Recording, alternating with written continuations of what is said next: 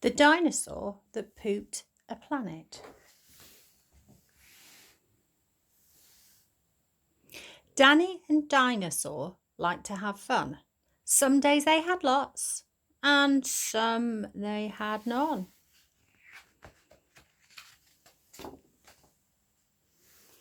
One day they were bored. They had no games to play. Danny said, "Dinosaur, what shall we do today? We could mow the lawn, we could tidy the place, we could do our chores, or we could go to space." "But you mustn't forget to have lunch," said their mummy. "You cannot have fun without food in your tummy." So they packed a packed lunch for the Science Museum, where rockets were kept, if you wanted to see them.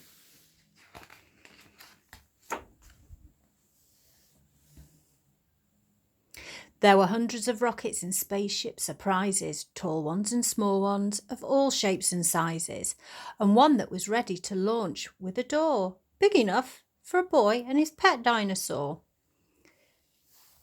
They ignored all the warnings. They couldn't care less. They pressed all the buttons they shouldn't have pressed. T-minus 5, 4, 3, 2, 1, ignition! They started their intergalactic space mission.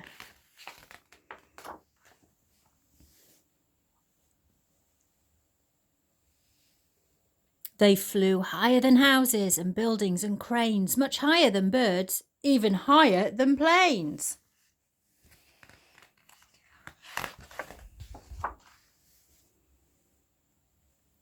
"We're in space," Danny yelled as they floated around, but the dinosaur's tum made a rumbling sound.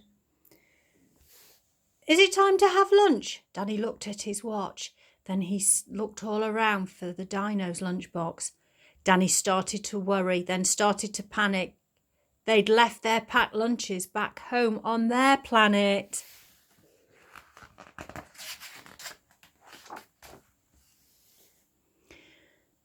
So with no food on board, not the smallest of crumbs, a disastrous dinosaur feast had begun.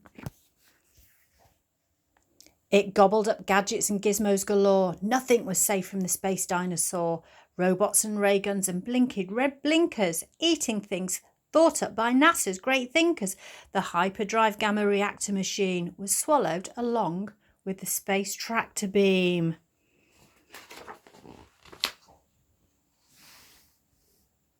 It chewed and it chomped on the spaceship controls. The rocket was dotted with dino tooth holes. Inside it was bare. The spaceship was empty. Outside there was more things to eat. There were plenty. It broke down the door with a cool ninja chop. Out in space, dinosaurs, much harder to stop. It chomped on the moon like a big chunk of cheese, then shoved even more in its mouth with a squeeze. It munched on the Martians from Mars and their cats. Their cats are like ours, but their cats wear cool hats. Satellite, Saturn and 6 supernovas, shape-shifting saucers and 7 space rovers.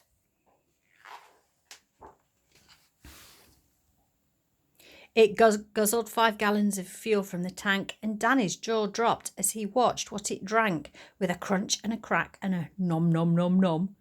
In one dino gulp, their rocket was gone. Now nothing was left. All Danny could see was a fat dinosaur where the rocket should be. And so they were stranded with no way back home. Just Danny and Dino in space all alone. Now Danny was crying. He cried and he cried. He cried and his tears filled his spacesuit inside.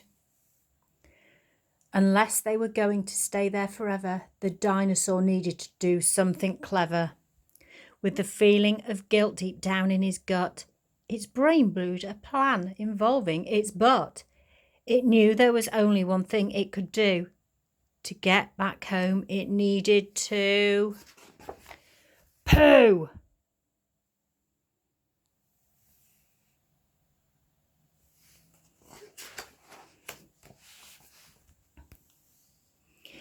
Like a poop-powered rocket, the dinosaur flew.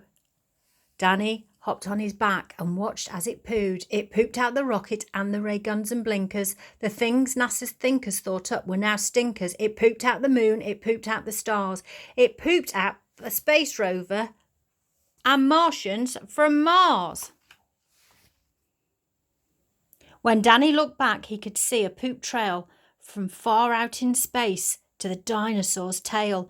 They headed for Earth and they started to orbit. It pooped out the clouds, but the clouds just absorbed it.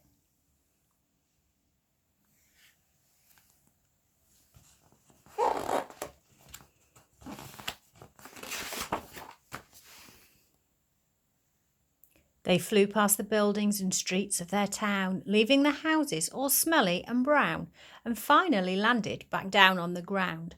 "Hooray!" Danny cried. "We're home safe and sound."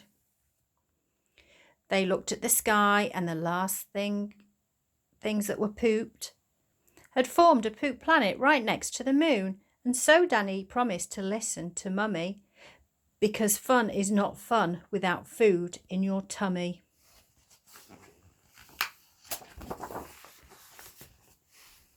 And just when you thought all the pooping was done, a Mars cat plopped out of the dinosaur's bum.